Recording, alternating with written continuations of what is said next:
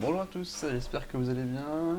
Du coup, hier j'ai fait la vidéo sur le PEA et aujourd'hui je vais faire le récap du CTO. Donc, mon CTO du Trade Republic que j'avais ouvert il y a un an et du coup, depuis début mars, ce que je fais c'est que chaque semaine je mets 10 euros sur les 7 magnifiques. Donc, 10 euros sur Amazon, 10 euros sur Apple, etc. Pour faire un dessin automatique grâce à Trade Republic. Donc je vais vous montrer directement l'état du compte, les mouvements qui sont passés dernièrement et comment ça se porte. Donc aujourd'hui le portefeuille du coup il est de 796,82. Donc ça c'est la partie investissement. Mais à côté j'ai la poche SPS que j'alimente tous les mois de sorte à pouvoir faire 10 euros sur chaque action chaque semaine. Ça représente environ par mois 280 euros, je crois. C'est un peu comme ça. Laisse-moi vérifier. Je sais plus où c'est. Bon, bref, donc sur un jour là, on est bien remonté. Donc suite aux nouvelles récentes sur les marchés. Sur une semaine, on est en été hausse aussi. Sur un mois, ça prend de la couleur. Sur un an, la perfo de mon compte est pas, c'est pas. Donc là, je repasse à zéro. Donc ce que j'avais fait, c'est que l'année dernière, donc j'avais pris ceci. Donc j'avais pris du Nasdaq en levier x3. J'ai fait un seul achat là-dessus et sur Nvidia. J'avais fait un seul achat aussi parce que enfin, je, je croyais, je croyais vraiment à ces actifs-là. Depuis, ma stratégie a changé. Je pense que donc j'ai refait les calculs de mon côté, tous les calculs avec tous les ratios qui me vont bien. Et pour moi, la stratégie que j'avais initialement envisagée, à savoir prendre des ETF en levier x2, x3, en fait, mon ratio de Sharpe ne me convenait pas. Et il y a aussi d'autres risques enfin, dont j'ai pas parlé, mais qui me conviennent pas avec ce genre de produit. En tout cas, enfin, sur le CTO, en x3 pour moi, c'est pas une bonne idée du tout. Du coup, actuellement, donc je vais vous montrer la répartition, les statistiques globales. Donc j'ai 12% en levier pour l'instant, de Nasdaq x3. Mais ça c'est. Donc la ligne je la garde parce que j'avais pas envie de la vendre l'année dernière parce que sinon ça allait me foirer mon IFU cette année, ma déclaration fiscale. J'avais pas envie de me prendre la tête donc je l'ai gardé et j'ai rien fait. Mais l'objectif c'est de ne pas l'alimenter celle-ci. Et ensuite j'ai 698 euros en actions. Donc comme je vous l'ai dit, donc c'est cette action-là, je mets 10 euros à chaque fois. Donc pour la répartition en pourcentage, on est comme ça. Donc vous voyez, je dis des choses, mais je fais également ce que je dis, vous inquiétez pas.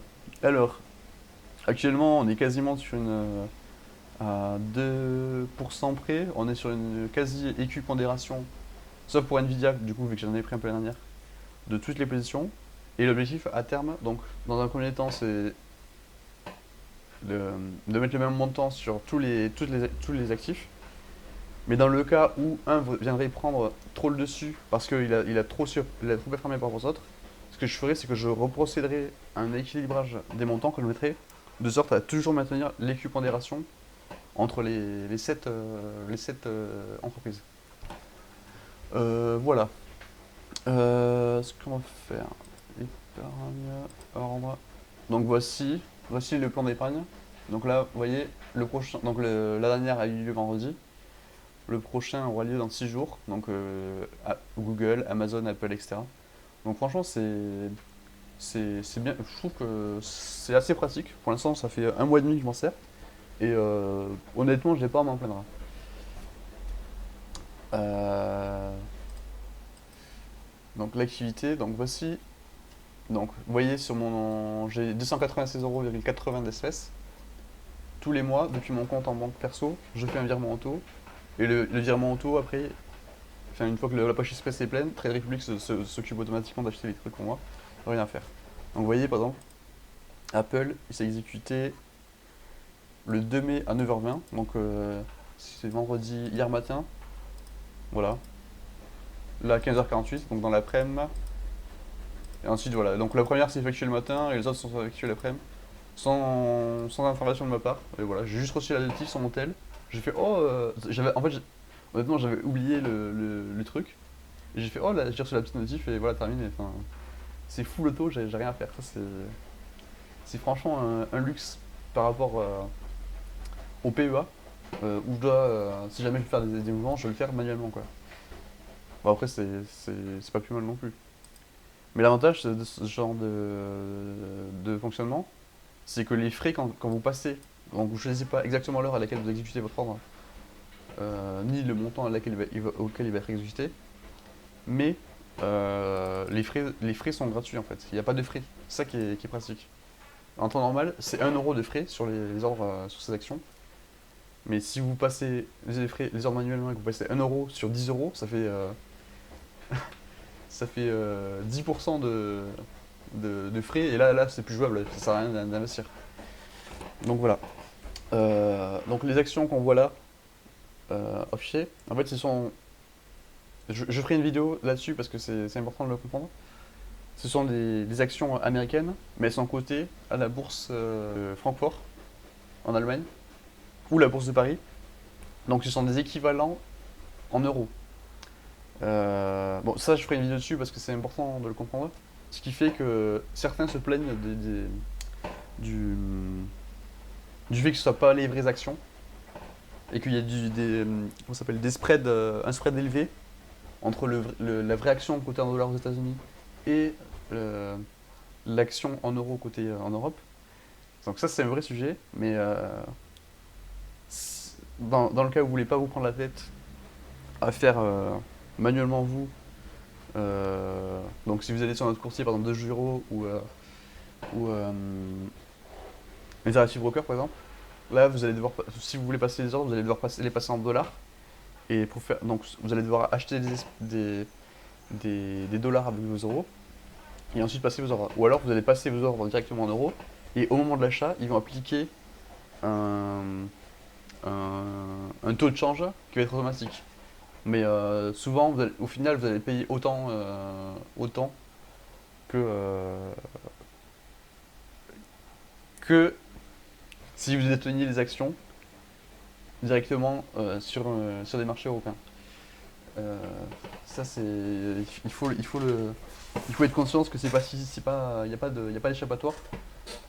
À un moment donné, il faudra payer soit en parité euro-dollar, soit en appliquant des taux de change sur votre monnaie. Bon, voilà, c'est juste pour la discussion. Donc là, l'objectif c'est de ne strictement rien changer et de voir comment ça progresse au fil des prochains mois, des prochaines années. Et voilà. Donc, j'avais calculé. euh, Ce portefeuille-là, il est censé être beaucoup plus performant que mon PEA. Et enfin, pour l'instant, j'ai pas une période de temps assez longue pour en juger, mais on verra ça plus tard. Donc, j'ai reçu mon IFU de Trade Republic. Donc, si vous avez un CTO, lors de votre déclaration d'impôt, vous allez devoir vous déclarer vos dividendes, vos éventuels achats-reventes d'actions, etc. Et j'ai parcouru le document, et honnêtement, pour moi, il n'y a rien d'alarmant. J'avais peur à la base que ce soit trop compliqué ou que leurs documents sont pas clairs. Et franchement, honnêtement, j'ai lu le document et c'est plutôt détaillé et c'est assez clair. Donc franchement, ma, ma crainte était infondée en fait. Peut-être qu'avant, à l'époque, il y a 2 3 ans, 4 ans peut-être, quand il n'existait pas ce genre de truc automatisé, c'était un peu la galère. Mais là, en 2025, c'est facile à faire. Voilà. C'est tout pour ça. Donc moi je vous dis à bientôt. Bon week-end, il fait beau, profitez-en. Et voilà. Salut!